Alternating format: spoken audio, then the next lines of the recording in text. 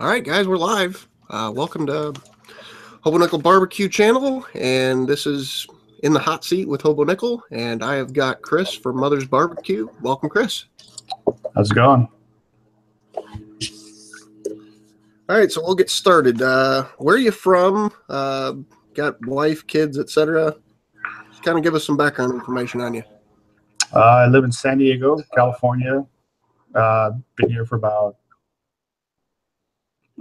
well over 20 years. Total 5 kids. Just constantly busy. Gotcha. All right, looks like we got 13 people watching right now. People are piling in. Christy even got signed in. Congratulations, Christy. So your cooking channel, Mother's Barbecue. First off, Christy's cooking channel wants to know, how'd you come up with that name for your channel? That's actually pretty funny. Several years ago, I was a single dad hanging out with all my single friends, and every time we had get-togethers, we would have barbecues. And most of my friends they didn't have kids. So I was always, that parental. Everybody used to just call me mother. And one of the things, hanging out with single guys is most of them didn't know how to cook. So we'd always have these, these barbecues, and I grill up steaks or whatever and show other guys how to do it. And one of the guys says, "Hey, you got to go check out Mother's Barbecue." And it just stuck. So that's just how it's been. Awesome. How long have you had your channel, and what's it all about? I've had it for going on about 5 years, maybe a little bit more. It's all about just being able to do simple backyard barbecue and just kind of showing different ways of doing things, and people who've never barbecued, getting them into it and having them just give it a try, and different techniques, just having fun. Right. So do you do other things on your channel besides barbecue, or is it mostly barbecue and grilling?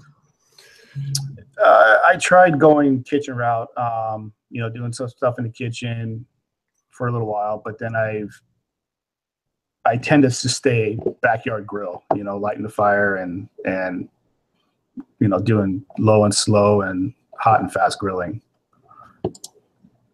Okay. I know this is going to be a long question for you to answer. What kind of cookers do you got? I have a 120-gallon reverse flow trailer smoker. I have the Weber Kettle Performer.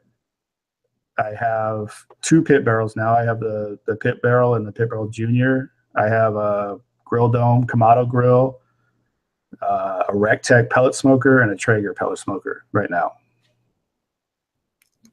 All right, so the obvious question, if you could only pick, I'll give you 2. Which 2 would you keep if you had to get rid of everything but 2? Oh, man. It would be my trailer and the Weber. Sorry, I'm trying to keep up with the questions off on the right-hand side. So what do you record with when you're making your videos? I have a Canon G20 camera, and then I use a Zoom H4n audio recorder with a Shure wireless lav mic, and then just some standard light stands, and that's basically it. So explain this audio recorder, because I've seen like T-Roy has one. What's the benefit of that? I've just been curious. I've seen a couple people, but I don't understand the science behind it, I guess.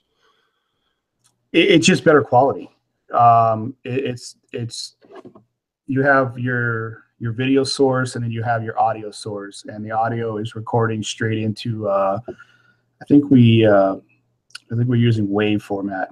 But but you can adjust it, audio gains and levels, mic levels, and you have more of adjustments to fine tune things. And then once you have it set, it's pretty well easy to, to do your recordings and then just take both your video and your audio and sync them all up. So is it hard to get the mouse to match the words, or is it doing? No, it does it for you. I use Adobe Premiere. I know a lot of people use Mac, so they're using Final Cut, but it's basically you choose 2 files or a bunch of files. You select them all, right click, and you say synchronize. And every time I start a scene, I always clap 3 times, and that's your spike. In movies they have the clapper board. Yeah, that's basically what it is. When they clap it, that's what they're using to sync all the mics up. So I clap 3 times really loud, and when you put that into your program, the program looks for that and then syncs it all up for you and gives you 1 file to work off of. That's awesome. It's actually pretty simple. All right, so what made you decide to make a YouTube channel? You can pretty much blame Greg over at Ballistic BBQ. He's the one that, I'm not going to say talked me into it, but he kind of guided me through that. I was browsing YouTube looking for, not really looking for anything, just browsing YouTube. I got stuck in the rabbit hole, and I came across one of Greg's videos. And this was about 5 or 6 years ago. And it turned out Greg literally lives 15 minutes away from me. And I started pinging him, and like, oh, you San Diego, East County? I'm San Diego, East County. And next thing you know, hey, let's go get a beer. So we went and got a beer, and he was telling me all about it. So I was like, oh, I'll give it a try. And I was actually in the middle of building a drum smoker. Not in the middle, but I was thinking about building a drum smoker. So I thought, well, I'll try to record that and see what happens. So I bought a little, I forgot it was called. It's just a little handheld camera, and just held it and talked and put 3 videos up, and kind of got hooked after that. I think that's what, like your 2nd through 5th video is you building that thing? I think it was the first 3 or 4, yeah. Okay. Yeah. Greg apologizes on the chat. I don't know if you're keeping up with that or not. You got to throw in that cool C. That's great. Where are we at here? So what's your real job? I'm in IT. I do networks, a little bit of security, stuff like that. So I basically just do systems administration type stuff with networks. Okay. I've had a couple people reference some kind of restaurant. I don't know if they're getting you confused or something I don't know about with you. Not sure about that. All right. So for the record, there's no restaurant. No restaurant. Who taught you how to cook? I would give that to my mom. She was the only cook in the house, and she taught me a few things to kind of help her out, and I started helping her out, and then I actually got a job at a restaurant, and I was in the restaurant business for about 12 years. So I did all types of, I started with Italian for 5 years, and American, Polynesian, bistro type stuff, even 24-hour diners. Did kind of moved around a lot. I thought I was going to go to culinary school, but kind of veered off and got into IT. Follow-up question from Ray Mack wants to know what your favorite childhood meal was cooked by your mom. Ray Mack, man. Good to see you or hear from you. Those would be teriyaki ribs, baby back ribs. I actually did a video on that. Very simple recipe with some Kikkoman teriyaki sauce, marinated with onions and peppers, grilled over charcoal. That was the best thing my mom ever made. She'd just make it up with some sticky rice, and that was dinner. Right. What's a weekday meal like in your guys' house? I'm assuming it's not what you see on the video. No. I give all the props to my wife for that. She does all the main meals. She's home before I am from work, so she she whips up a lot of good stuff. I think taco night would probably be the best one up there when she makes the homemade tacos. All right. What's your favorite video you've made and why? I think my favorite video would be with DJ BBQ when I met him. Greg was actually with me for that as well. He helped film all that. But going up to the Tastemade Studios and shooting a video with DJ BBQ, and I thought that was a lot of fun. It was really, it just flowed natural. So it was kind of an easy, fun cook to do. All right. Ballistic Barbecue Greg wants to know, where else have you lived, Chris? I grew up in Guam, believe it or not. Guam and Hawaii. My dad was a Navy. I was a Navy brat kid. So I grew up in the islands, came here in San Diego in '81, and been here ever since. Have you ever seen snow in real life? This is a Hobo Nichol question. I have. It wasn't until I was 16 I actually saw snow. I work with a guy that's from Puerto Rico, and he flew his kids up. They still lived there last year, and it was the first time they ever saw snow. And just to hear him explain, like, they're crying, like, oh my God, we've never seen this in 15 years of their little kids. But it's just amazing to hear that kind of feeling. Yeah, it was pretty trippy for me. We were going to it was a school function, and we're going camping up in the mountains here, and it started to snow, and I freaked out and couldn't wait to get out of that bus to jump around. But yeah, definitely some good memories there. Kent Van de Weird wants to know what your favorite store-bought barbecue sauce available nationally is.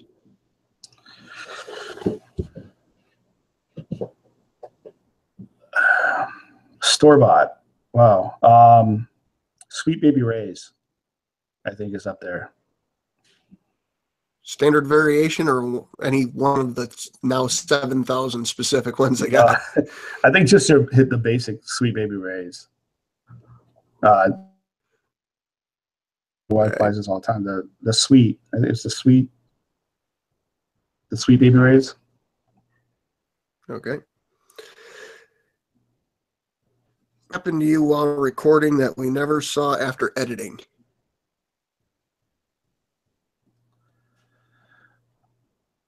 Oh, this actually just happened not too long ago. I was cooking on my pit barrel, and I dropped the little gadget they use to pull the hooks off, and I actually dropped that in the grill, and it took me about 30 minutes without trying to catch myself on fire and getting third-degree burns, but that was all on camera, and it was pretty R-rated. Heavy Metal Barbecue wants to know, besides Ballistic Barbecue, what other YouTube channels influenced you? Smoky Ribs from Russ, Pitmaster X, Raul. Those are a couple of guys that we all kind of started together. T-Roy Cooks. I don't know if Barbecue Bros. Steve over there. These are all guys that I've actually met and hung out with, and we talked quite a bit in the very beginning and helped each other out, kind of like what this YouTube Cooks Facebook channel does. Is just there to kind of help each other out, and those were the group of channels that we really worked together and bounced a lot of stuff off each other. Corby Q made the comment, I love your beard, hashtag man crush in full effect. Nice. Yeah, my company finally dropped the policy of facial hair, and I said, screw it, I'm never shaving again. So, and speaking of, sorry. Yeah, so the beard's staying. Speaking of Corby Q, I'm wearing his new shirt today. Got it in the mail a couple days ago, so just wanted to show it off to everybody. Nice. The Real Show Barbecue wants to know, what's the largest cook you've ever done as far as quantity? Oh, I've had my my trailer filled up. I think I had 6 briskets and probably about 6 pork butts piled into that thing for one cook. So did you ever get into the competition cooking scene? I have not. I've always wanted to. Greg and I have actually talked about that several times, but it's something that's still something I want to do. All right. 3 channels you watch, 1 big, 1 small, and 1 you think should be much bigger than they are. 1 big would obviously be Ballistic Barbecue. 1 small that I've been watching quite a bit now is actually Barbecue. I think he's gonna, the way his videos are, the way they flow. I think he's doing a really good job. And 1 channel that you think should be bigger that's currently not, and you can scale that from 100 views to 10,000 or 10,000 to 100,000, wherever you want to place that. Baby Back Maniac, I think should be. He's doing really good. He seems to have found the magic bullet.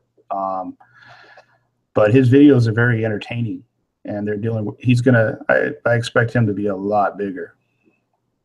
Okay. Kent Van de Weerd again wants to know your favorite offset to use.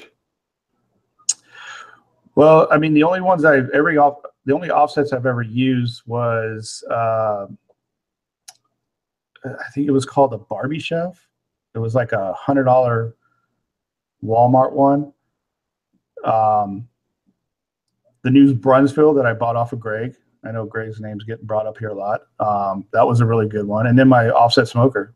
Those are the only really 3 smokers I've ever used. So if you had somebody that was new that you're trying to kind of mentor and you're trying to get them going and things, what path would you take them in?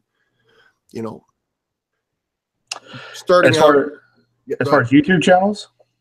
No, I'm going to say in cooking barbecue, meaning most guys aren't going to start out with a $8,000 pit, but at the same time, I've got probably 10 different cookers myself, and I understand that everyone has its own little nuances of what's good, what's bad with it. But if you're going to get a guy started, what do you think would be a good starting point for them? As far as a cooker? Right.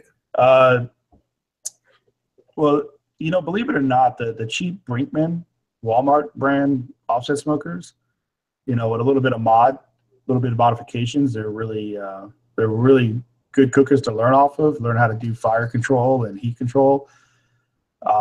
If you want to, somebody just wants to kind of jump right into it, I think those pit barrels are killer.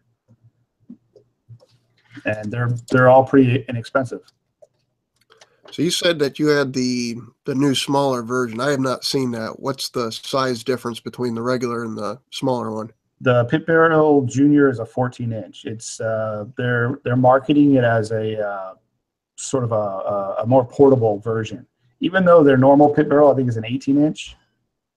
Greg, correct me if I'm wrong on that. It's like a 33-gallon drum. But that thing, I take it camping with me all the time. But they're putting out the new 14-inch model, which is a little bit smaller. So is the height still the same? No, it's a little bit lower, I believe. I actually still have it in the box. I haven't even opened it yet. You have a drawing coming up or a giveaway on your channel for a pit barrel cooker, correct? Yeah. Yep. This Monday, we'll be doing a random drawing, announcing a winner for the pit barrel cooker. So go to Chris's channel. Go ahead. I'm sorry. I say go to Chris's channel. I think it's 3 or 4 videos back. I can't remember specifically. What do you have to do? Subscribe, comment. Subscribe, comment, leave a comment, and that's about it. Like, Awesome. And don't just subscribe just to get What were the you Pit about Barrel, to say man. before I interrupted you? Oh no, I'm just saying I'm pretty excited. It's like my first real big giveaway. The Pit Barrel company is actually sponsoring. So I like the Pit Barrel company. I think the owners over there, the company itself, is just a really good company. They're real nice and real friendly. So I like supporting companies like that. Baker Barbecue wants to know what's your worst barbecue failure on or off camera. Oh, I actually cooked ribs that ended up tasting like fish. I have no idea how I did that, but I think just starting out and smoking food, I thought, man, you just pile the wood in there, man. Just you need as much smoke as you need, and it just looked like a chimney just bellowing black smoke out. And I thought that's what you did, and I ended up with these I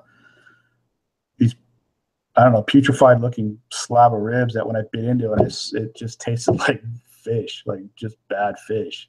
And I thought, this is not good. So that was probably the worst cook I ever did.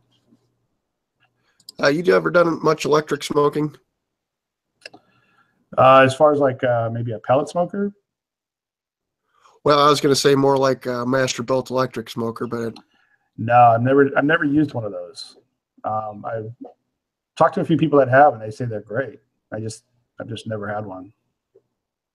I've got a small master built. It was the first smoker I bought when I moved here to Ohio. I'd had some other ones when I lived in Illinois, but I was going to ask you what your thoughts were of soaking wood chips versus not soaking wood chips. I've done both. I don't soak them anymore, so I kind of just phased out of it. I just go with just regular dry wood chips.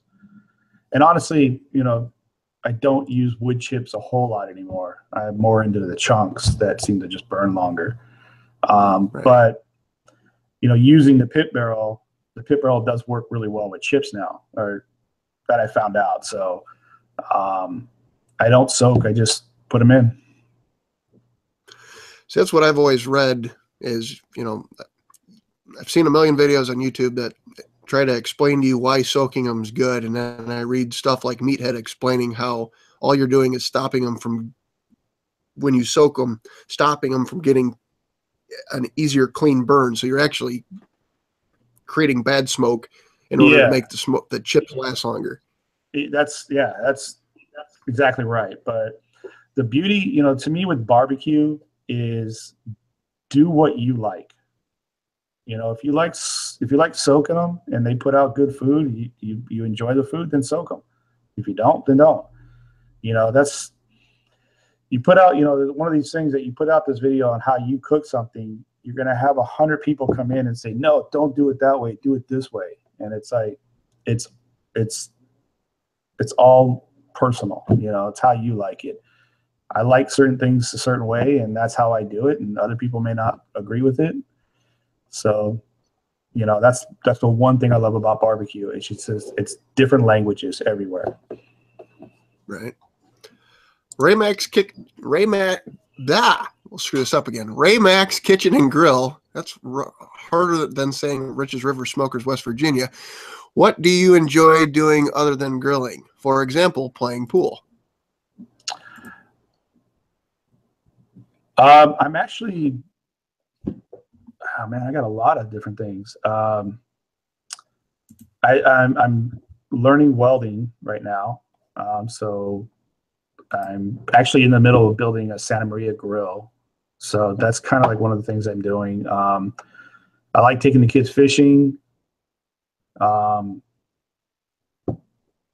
Kids are getting into ghost hunting a little bit. So we're going to, come on, Greg, breakdancing.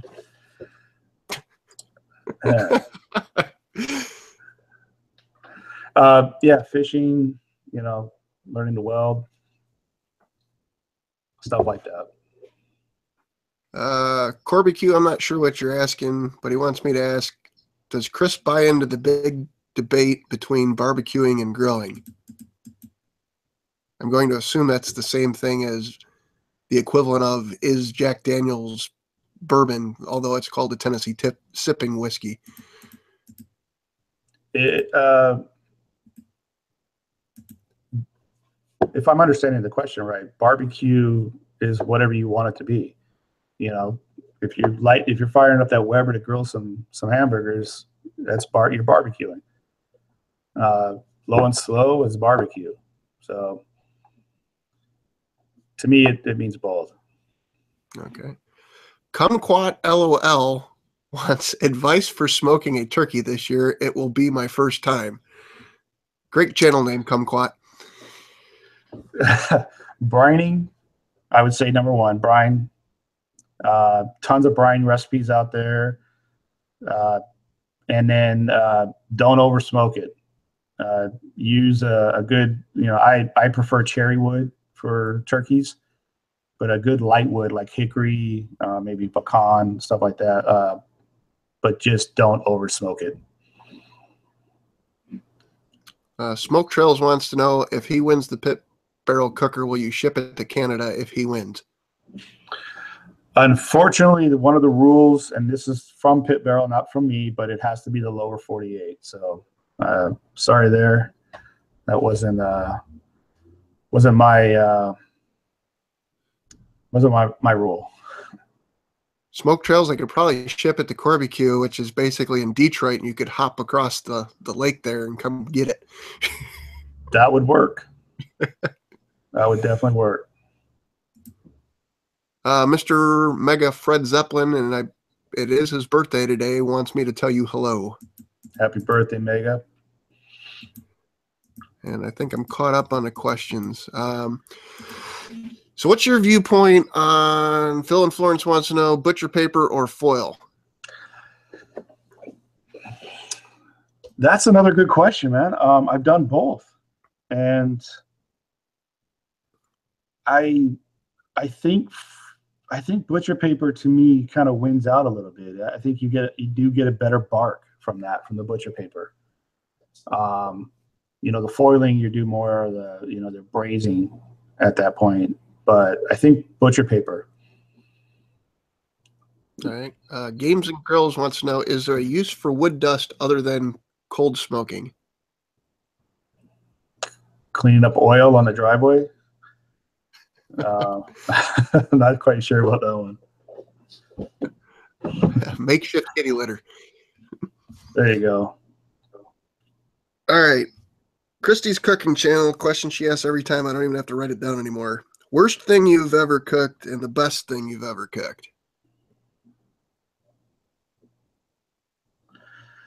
The worst thing I think I've ever cooked, I tried to make tacos al pastor on the Weber, and I marinated it, but I think I put too much lime juice in it or too much citrus in it, and it just when you try to bite into it, it was just like mush.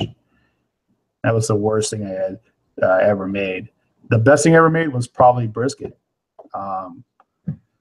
Believe it or not, brisket was one of those things I never really enjoyed cooking or eating, but now I'm really into it, and I think I get excited when cooking brisket now. It's one of the best things I've ever made. So I'm sure everybody will kill me if I don't ask you, what's your tips on cooking brisket?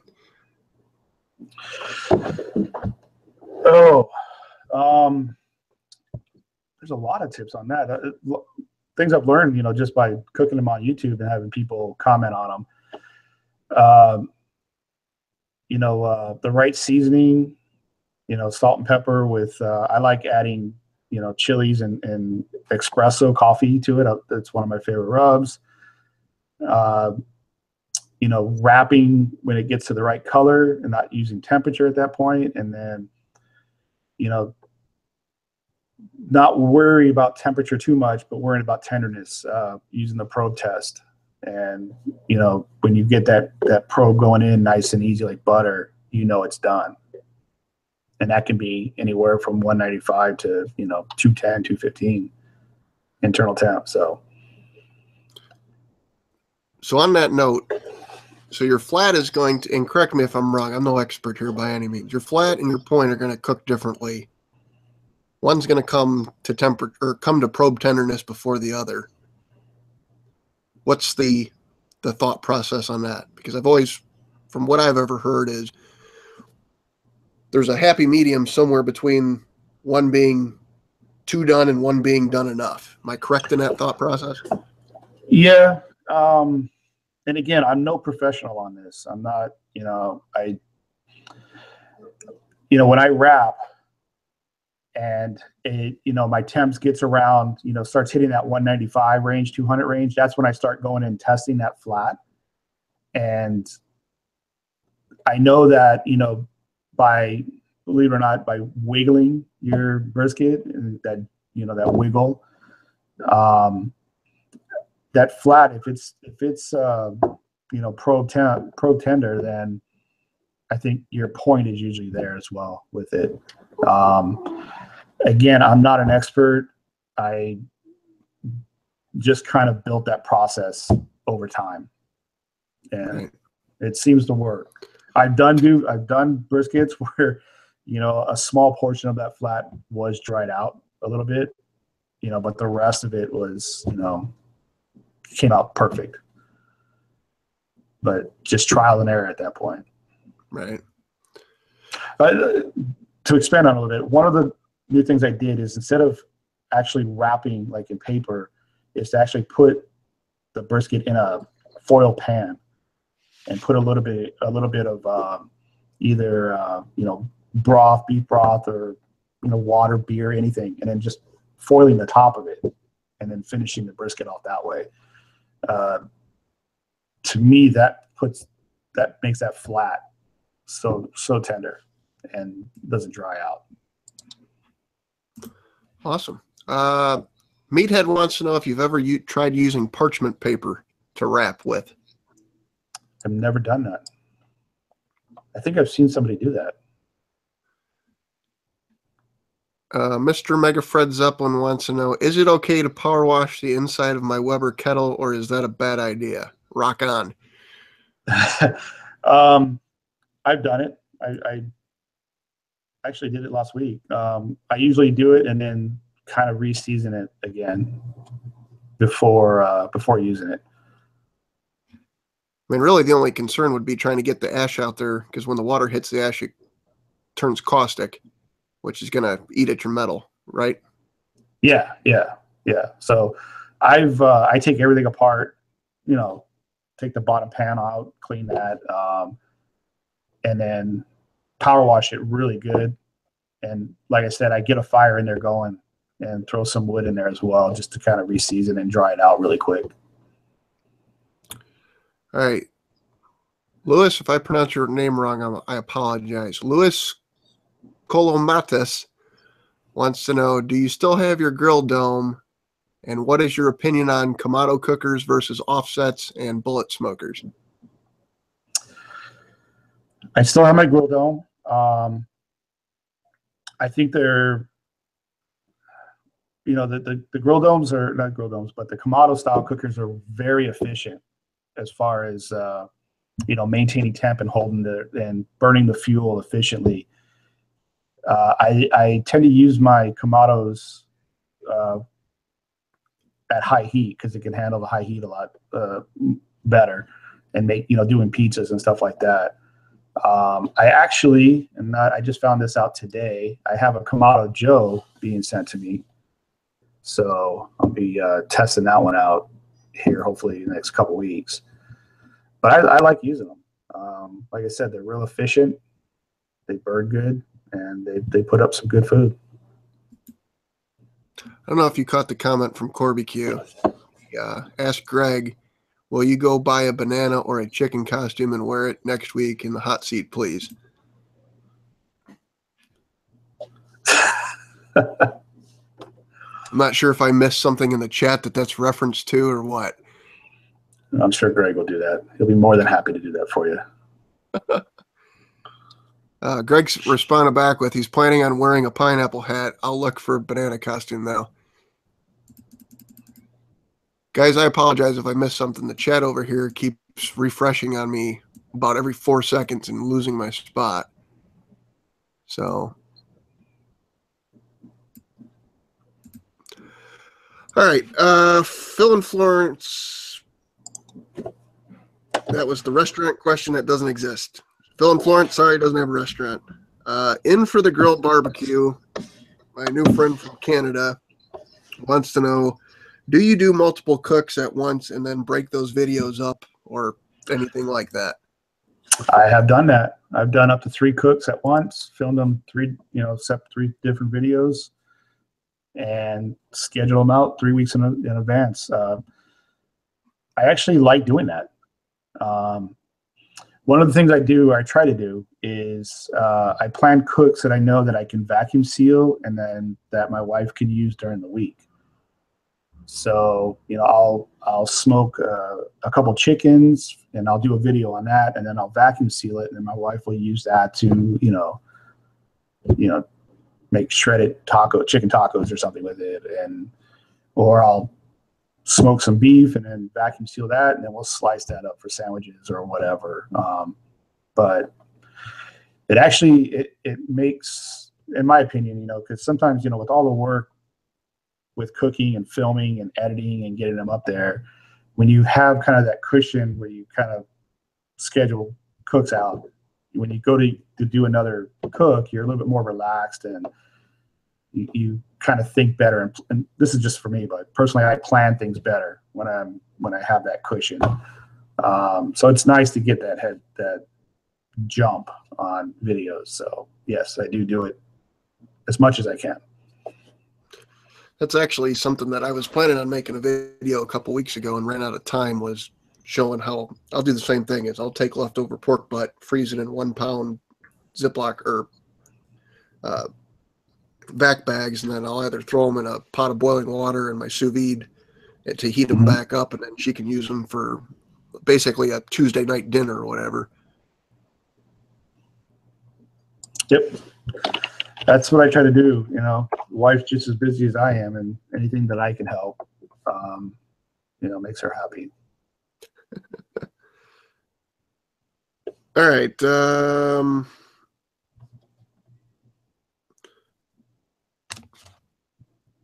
Games and Grills wants to know. My penmanship is terrible. I can't read this. Games and Grills, you remember what you asked me? It was favorite something. And I'll skip that if he's still on here, but and I'll try to scroll back up. Christy's cooking channel wants you to explain to us where that cooking room or where your tasting room is. I know Greg already answered the question in the comments, but that's not going to help anybody after this goes off of being live. What was the question again?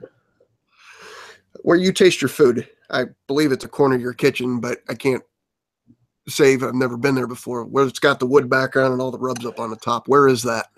That is actually in my kitchen. It's kind of hard to explain, I guess. I wish I had a mobile camera. I can kind of walk you around, but we have, I guess, 2 dining room areas, like you would call it. So one part of my kitchen was just a corner, and we had wasn't really being used for anything. My wife actually came up with the idea of using that corner, and she bought me that table that I cook off of. She actually found it, called me, and said, "Hey, I got you something." And I thought, this is awesome. It's easy to set up, and my background will always be the same. So it's in my kitchen, right outside the kitchen area. How many rubs do you have up there, you think? Oh, I got a lot. I don't know. There's about 20 up there, I think. Cosmo Q, Meat Church, Killer Hogs. What else is up there? Jason Goodall's rubs. Quite a bit. I always enjoy trying to pick those out as I'm watching a video. Games and Grills says that his question was, what's your favorite hunk of meat to cook? Brisket by far. Corbecue wants to know, does the hot seat go right to a video on your channel? You can answer in the chat. Well, Corby, too late. I already read it out loud. Yes, once we get offline, it automatically does magic, and you can view it from the beginning. The only thing that's not there is the chat off to the right. If anybody else has more questions, keep asking away over in the chat. I think I've got everything caught up. A couple things I wanted to ask Chris personally was, explain to me, okay, so you decide tomorrow that you're going to cook X. Walk through that process all the way through uploading, filling out description, tagging, stuff like that, and kind of the things that you've learned over the last 5 years.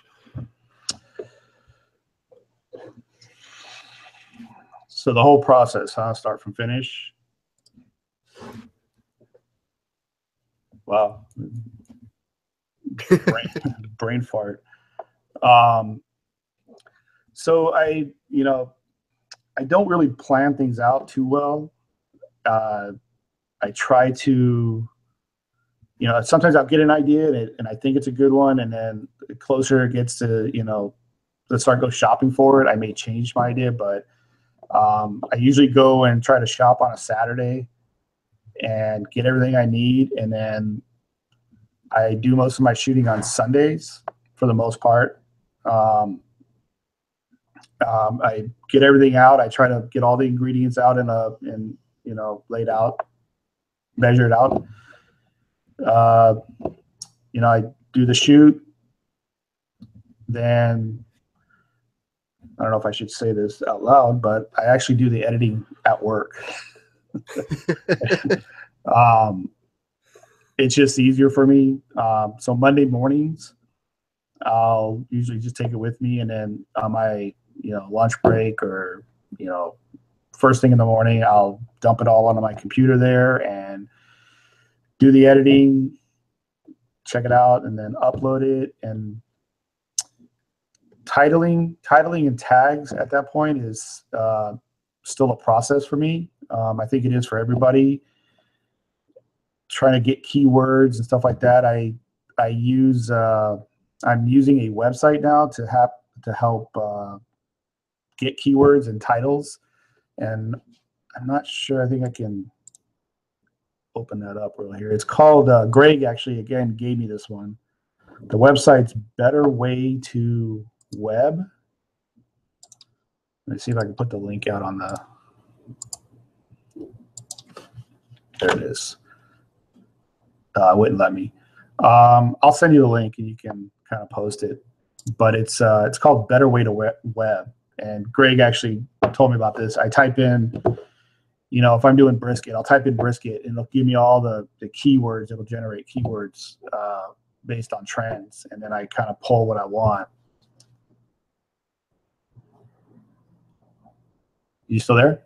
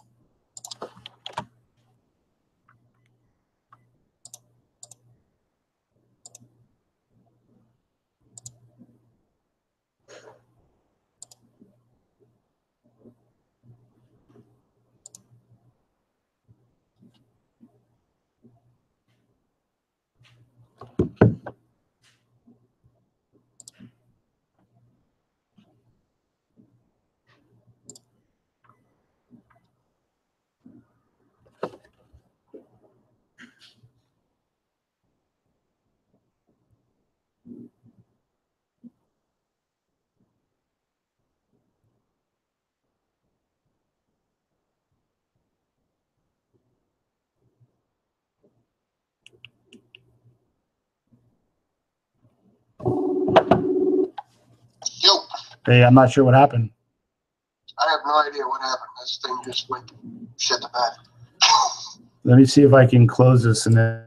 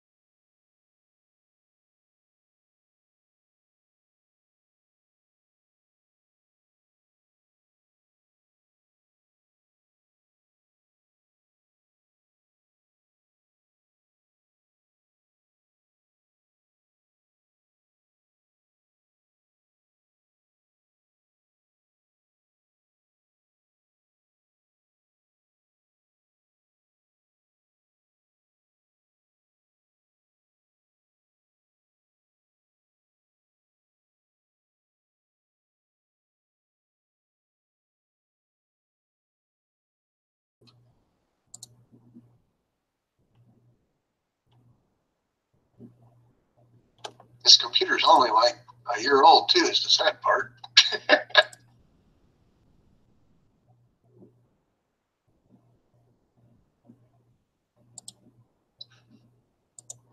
I don't know if it's already killed the YouTube video or. Actually,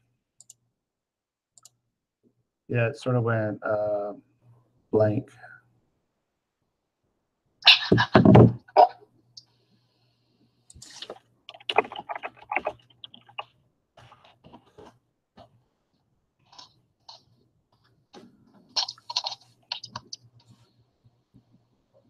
I think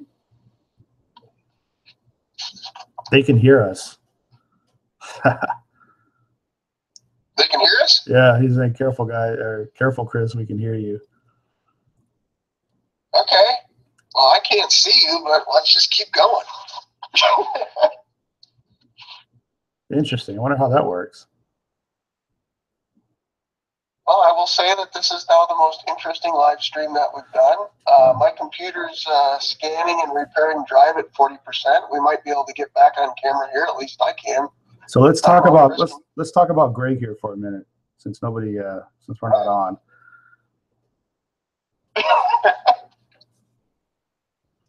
What do you want to talk about?